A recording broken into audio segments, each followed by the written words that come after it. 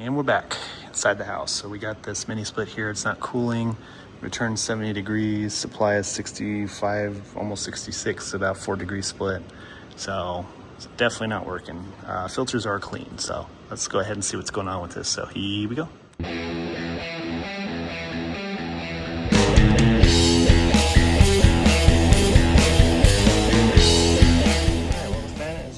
It's running pretty slow, which means it's trying to, suction line's not cold. Let's take a look at our pressures, but I'm starting to suspect that it's low on charge. You think it would give you an error code, but no. Okay, so it actually just locked out. It just kicked back on. As you can see, the fan's barely spinning, and that's because it's trying to increase the head pressure. Suction line's at 40 psi, and it looks like dropping even more. So she's definitely not cooling. She's definitely low on charge. Let's see what our off pressures are going to look like. It's probably about 70 degrees right now. Yeah, it's a little bit on the low side. Yeah, so we're going to need to recover, pressurize, and then pull vacuum. I need to find out where the leak is. I don't think it's here because everything is bone dry, but we'll check. There is some refrigerant in there, so we're going to get the leak detector and see if we can locate it that way.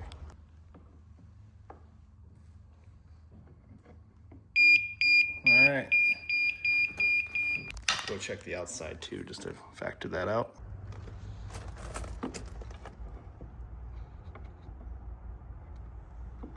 Okay, seems to be okay out here. Probably just gonna redo all the flares just to be safe. I've never used one of these before. My company has them, and I used them for the first time on an install, and I was like, these things are awesome. This would be great for repairs. So look at that. So now I have full access to everything. This is awesome, because I'm gonna have to reflare all of this. But yeah, so mighty bracket, man, by Rector Seal. This thing's awesome. Okay, so we're gonna recover the remaining refrigerant, see how much we lost. This unit holds, how much does it hold? Holds 3 pounds, 7 ounces. So what do you guys think of my table here? I got this at Costco. It's called a Keter, Keter.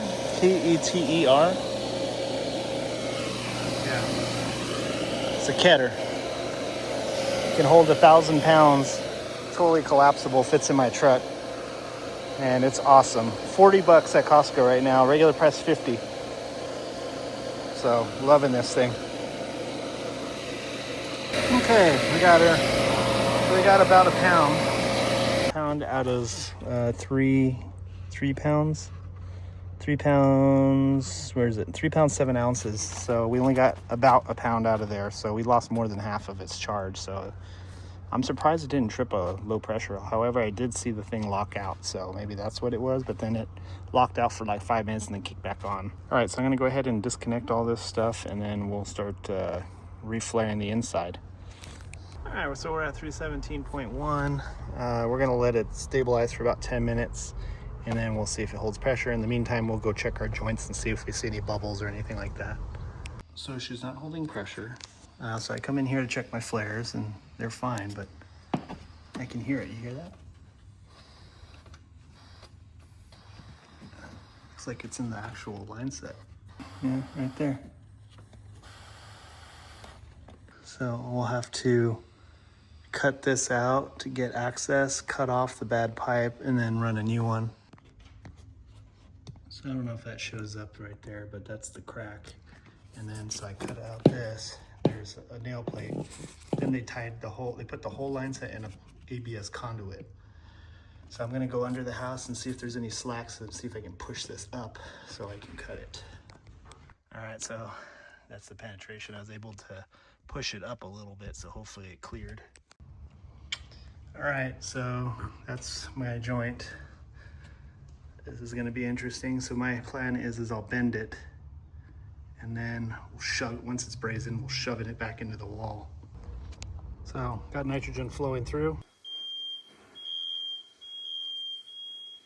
Well, their fire smoke detectors work, but yeah, let's check it out. Not the prettiest braze, but should hold and didn't burn down the place. All right, cool.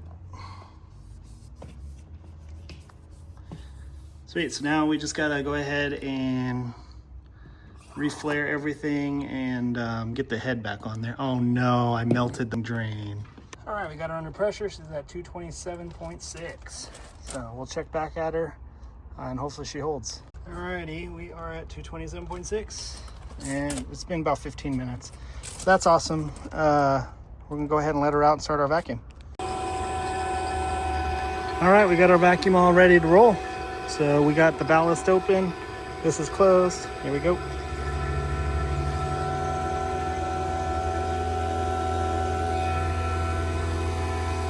All right, so we got the gas ballast open. Usually I'll leave it open until I get under 1,000. So when it's like 900 something, that's when I'll close it off. So yeah. All right, so back from lunch and we are at 220. So I would say we are good. So we're gonna go ahead and valve this off. And we are at 281, and that's valved. So that's good. All right, let's shut this off and get this thing charged up. We are gonna put 3 pounds, 7 ounces in it. All right, we can zero her out. 3 pounds, 7 ounces is what we want. So here we go.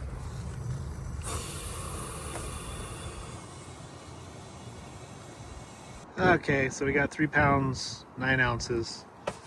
Close enough. So let's go ahead and power this thing on and then hopefully she doesn't have any issues. Alrighty, so we got the refrigerant all charged in there. We're gonna let it run for a bit. I don't know if that shows up, but it's showing about 46 degrees. So, and it feels cold. So I think we are definitely good. So yeah. So that was a crazy leak. What I thought was just some leaking flares turned out to be a crack in the pipe, which was in a conduit for some reason, an ABS conduit. So anyway, hopefully this helps you out if you come across a situation where your Mitsubishi mini split, it's not cooling.